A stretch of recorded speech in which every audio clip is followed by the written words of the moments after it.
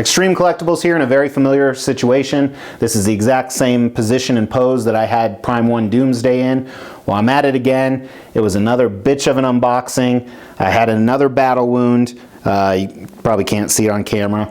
I am exhausted because all of these boxes arrived today, so a lot of statue unboxings coming, and I think tomorrow is pretty much the same. But I had to haul all of those from one of my offices to my house, down the stairs. And here I'm looking at 50% of me says that this could be the best Superman statue ever, and 50% says that there are definitely some misses. So let's look at the whole thing, because get it, 50% plus 50% equals one whole. Yeah.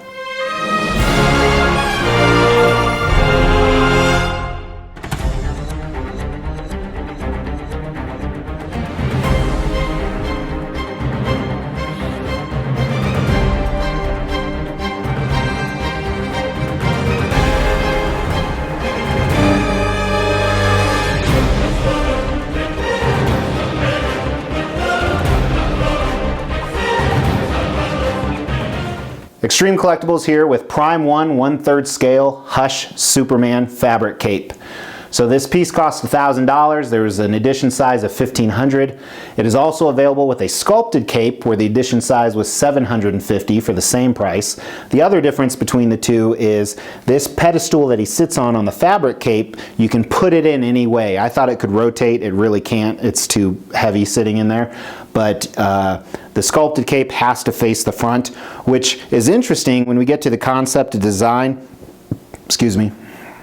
When we get to the concept and design, the back looks like it could be a front because there's a Superman symbol back there that we're going to look at. Came in two very large boxes.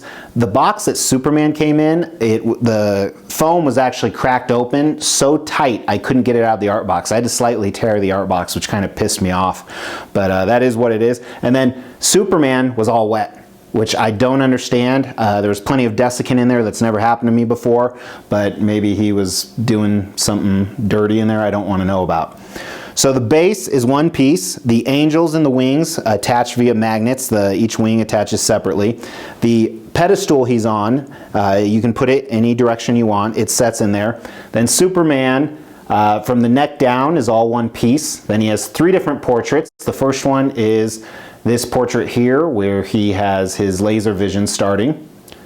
The other one is the portrait that is almost identical without the laser vision.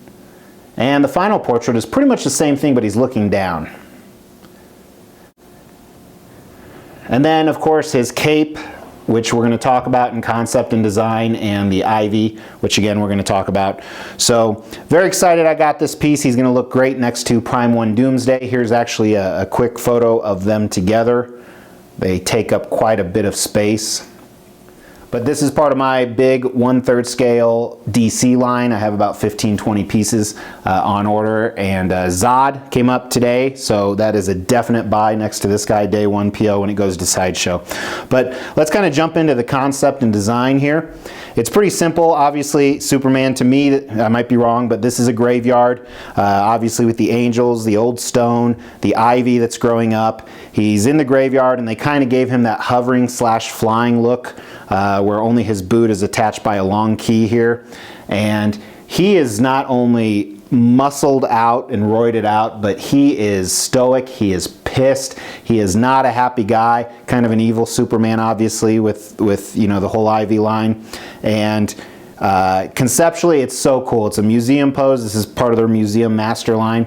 And I talked about this with the Doomsday piece, where his is almost a dynamic pose because he's kind of walking. So you could definitely face these off against each other, that Doomsday is walking towards Superman and he's about to blast him with his laser vision or just F him up. So very, very cool piece. One of the things I talked about earlier is the back of it actually has a Superman symbol, as you see here. So that could technically be the front if you have the fabric version. So the concept is really cool, the design is really cool, with two failing aspects. One, as you've seen in some of the unboxings, the cape is horrible to put in. Not only is it horrible to put in, but there's two large holes you pretty much just stick down, try and attach, and pray that it stays. Then if you move the cape at all, it falls out. And then the wires in it are not like any posable cape I've seen before. I just need to get the hang of it, but it is not fun to play with. So the cape's a big miss, and I'm not a fan of the fabric, which we're going to talk about. And then the ivy around his neck looks like a cheap plastic toy, as you see here. So it just sits up there. I probably have it posed wrong, but I don't like it, so that's going to go back in the box and never be used. The statue can still be pulled off very well without those things. So other than the cape, which you have to have the cape in my opinion because he's Superman, it's a very cool concept, very cool design, and Prime One pulled it off. But where they really pulled it off is on the paint and the sculpt of this piece. First of all, I want to start talking about the base. There's some really, really good things in the base and some really, really bad things. Not really, really bad, I take that back. However, the entire front of the base, the stones and the angels are fantastic. They did a great job not only with the sculpt, getting a lot of texture and distinction in there, but they did a great job mixing the different colors to kind of show that old stone and then some dirt that they have painted in there, both on the angels and the base itself. It looks really, really cool. I think it's a little bit overdone conceptually. They could have saved some space, maybe for engineering. They had to balance him out somehow, which I would understand. And then on the back, that picture you saw earlier, it has a lot of that same stone pattern on the back and the sides, which look good. Where I think it's a fail is, first of all, on the ivy. It doesn't look good. It looks a little cheap, especially the leaves. The leaves look, it's too bright. It's not enough texture, not enough definition in there. I think it's a miss on that personally. And then the pedestal, I don't like that the top of it's a different color than the rest of the base. And I don't know if that was purposeful or not, but it's weird to me that the entire base is one type of gray with dirt and dust, or dirt and wear. Then this one still has some of the cracks and the aging. It looks a completely different shade, at least in person.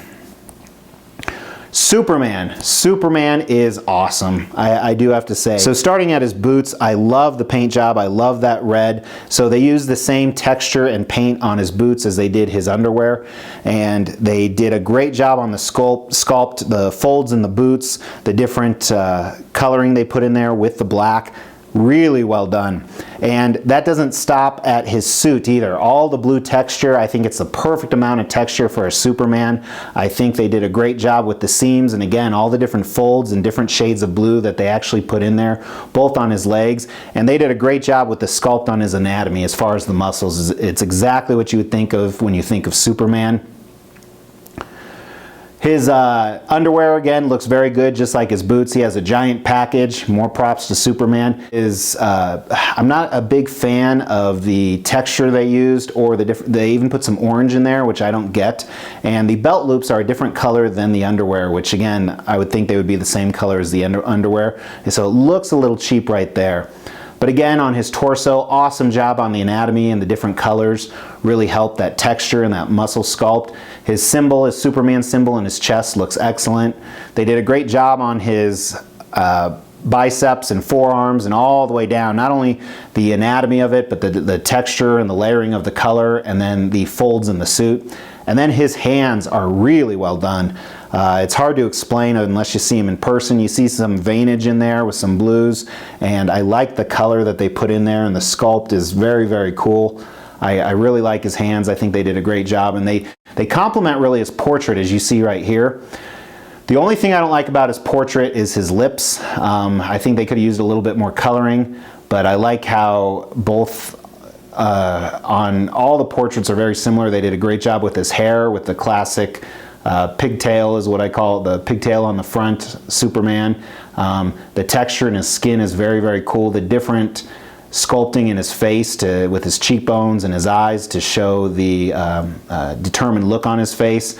With his laser portrait, his eyes are a little bit darker, and obviously they're red on the inside than his non-laser beam portrait. I like his eyes. They really look alive. They did a great job with that right there.